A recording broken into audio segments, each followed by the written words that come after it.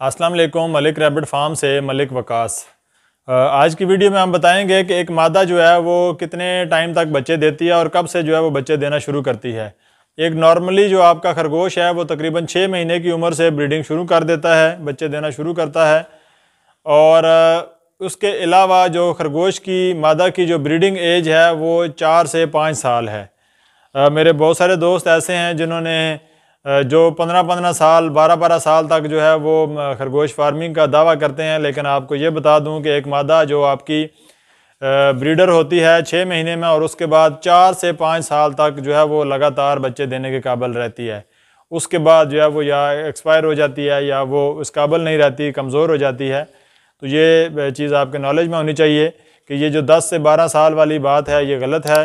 एक खरगोश मादा जो है या एक खरगोश नर जो है वो 4 से 5 साल तक जो है वो आपका फर्टाइल रहता है और बच्चे देने के काबिल रहता है।